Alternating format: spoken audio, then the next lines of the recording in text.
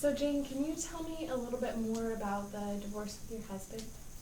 Well, about a year ago, me and my husband, Doug, we got to a point where we weren't arguing anymore, but we weren't really speaking to each other. So Doug got to a point, we weren't arguing, so then after that happened, it happened before when Shaun was really little, so I assumed we would get over it and get back to, being normal again. Right. But one day I came home from work, and Doug hadn't picked up Shaun. He usually picks him up because he gets off work first. So I picked up Shaun, and when I got back to the house, I noticed a folder on our table. And then he had left me the divorce papers. His duffel bag was gone and some of his other things. I was so shocked and started to think maybe he was overreacting and that he would go stay a couple nights, maybe like at a hotel, and that he'd probably be back home maybe just after a couple nights. But I knew he was upset, but I didn't really feel like he was angry with me. And I threw away the papers and waited to hear from him. And 2 days later, I decided to call him because I got tired of waiting in suspense and tired of Shaun's questions.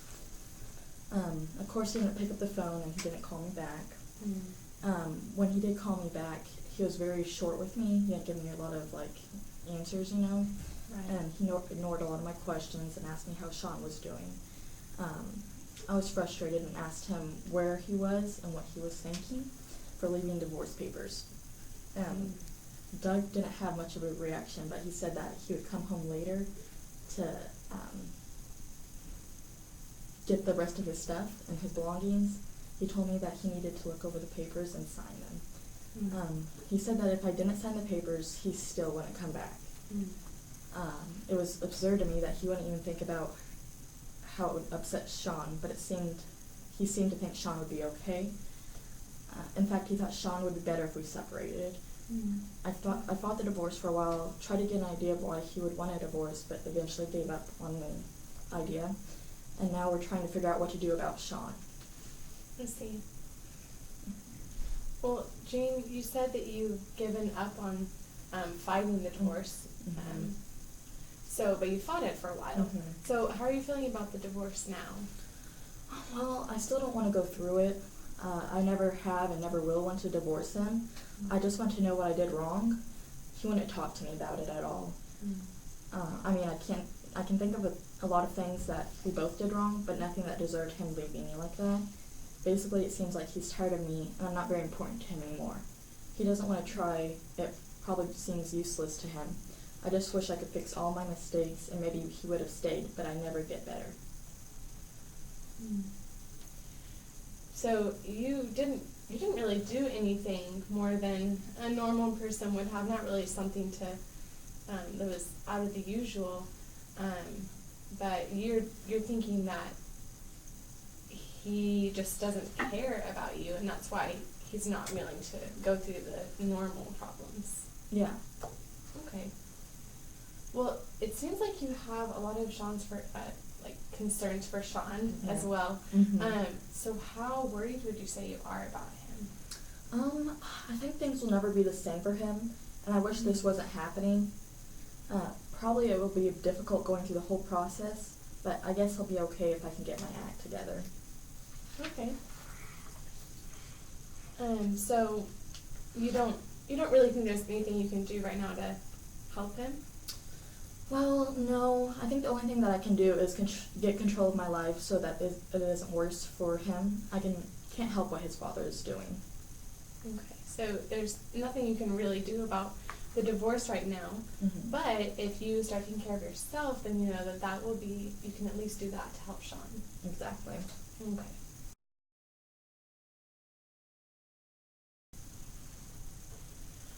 Well, Jane, you mentioned earlier that you were borrowing your mom's car. So is your family, have they been really involved with this? Well, my father lives close by, and since I got married, we've seen each other often, like a couple times a month. He's really been helpful with getting through this divorce. I didn't tell him what was going on for a while, but when I did tell him, he was really helpful for me. I don't think he ever got mad with me or accused me of anything.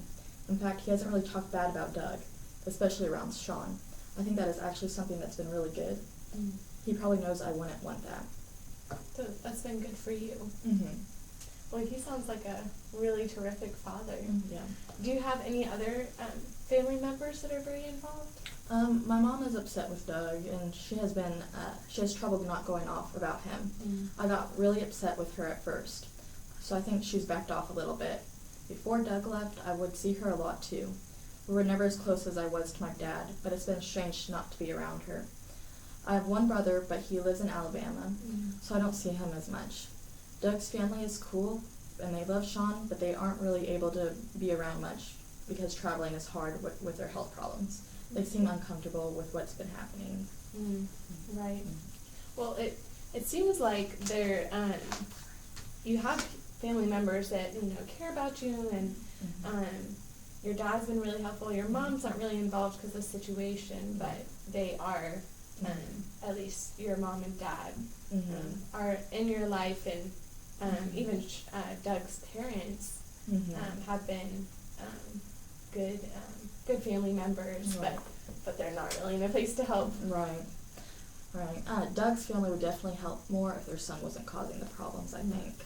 Right. Well, earlier we talked about your job. Can you tell me what your experience has been there? Well, let me see. I've been there for about 10 years now, and it's been a great job. I've had 2 different bosses, and the boss I have now is really easy to work for. My department is really close-knit, and we usually know what's going on with each other. It must have been a surprise to them when I stopped talking about myself. Because you have good communication with them, so you've had a really good experience there, and your coworkers really care about what's going on with you. Exactly. That's why I wasn't upset when my boss was getting in my business. He wouldn't want to just fire me without really know what's going on. Right. So he can really trust you because you've been a good employee. I think that's the case, yeah. Okay. Well, that's really good. Have you had difficulties with the lawyers working on this? Yeah, Doug's lawyer is all about getting paid and doesn't seem to care about doing things in a way that doesn't hurt Shaun. That's one of the reasons that I decided to stop resisting. Doug didn't seem to care about how the lawyer treated us, and I didn't want to be drawn out in a long process. I see.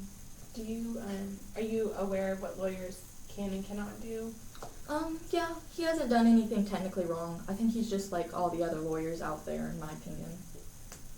Okay, so he hasn't done anything wrong. He's not the type that you really want to be dealing with for more than a year, for sure. Right. Okay.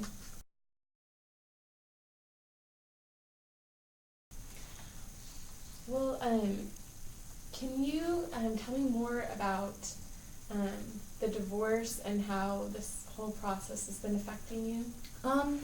Well, I think I'm just feeling like I messed up, but I don't know how to fix it, and it's been driving me crazy. Also, knowing that the stuff Doug told me, what I was doing wrong while we were married, didn't ever change, makes me feel like I can never change. One of the worst things is that I really feel lonely, even with Shaun. I don't know who to talk to about this stuff anymore. It doesn't feel natural to me. I have friends that I talk to about raising kids and stuff, but not the types of things I used to talk to Doug about. Right now I feel so awkward, like I don't fit anywhere, and I don't think I could even change myself to be someone people would want to talk to.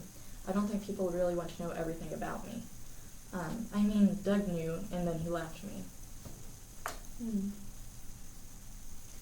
It sounds like Doug really hurt you, and he isn't really working through this with you at all. He's done. He doesn't want to try, and that makes you feel like he doesn't want to talk to you because you're a person he doesn't want to continue being around. Pretty much. I don't think I'm depressed or anything. I still eat okay and haven't had thoughts of hurting myself or anything like that. I could never do that to Shaun. I have trouble sleeping though. Sometimes I get out of my bed when I feel lonely or I can't stop thinking, and I lay on the floor next to Shaun's bed. Sometimes that helps me sleep, and I don't feel as worried about him. You're worried about Shaun? Well, nothing will probably ever happen to him, but being the only adult in the house makes me feel more on edge. Do you feel unsafe where you live? Well, it's not really. I mean, it's a good neighborhood. Hopefully I can keep up with the bills. That's why I need to get better so we can keep the house. I'm not a big spender and I've cut back on a lot of extra things that we don't really need. Okay.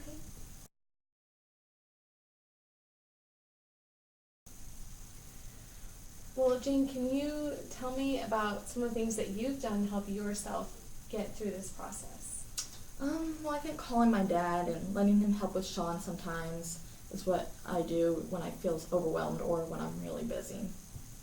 Well, that's really good that you've been vulnerable enough to let someone trustworthy help you with this. Yeah, I don't really do that with many people anymore. I think I feel like everyone would just feel sorry for me and I wouldn't know what to do about it. The best thing it seems like they can do is act normal and I can take a break from thinking about my issues. Are there any people that you think would be able to handle what's going on with you well? My friend Shelly at work would probably be cool. She's been asking me questions. She's actually one of the reasons I decided to meet with you.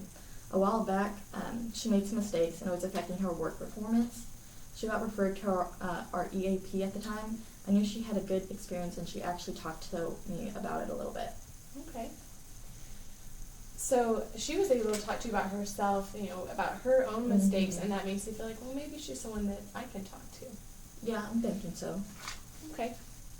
Well, setting up this meeting with me and actually showing up for this meeting tells me that you really want to get better, and you're willing to do something difficult, if it was going to help you and if it's going to help Shaun.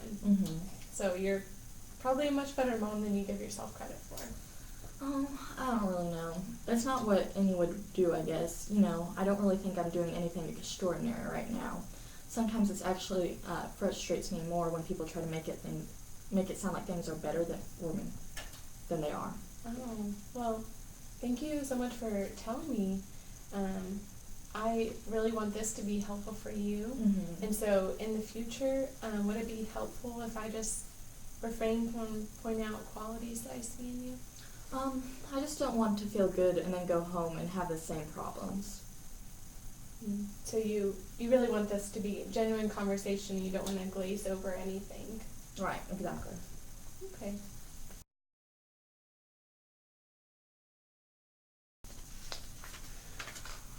Well, that's almost, we're getting to the end of our session, so is there anything that you want to talk to me about, or you have questions? I don't think so. Are you still, do you have any hesitations about coming back? I don't think so. I think this will be helpful for me. Good, I'm glad to hear that.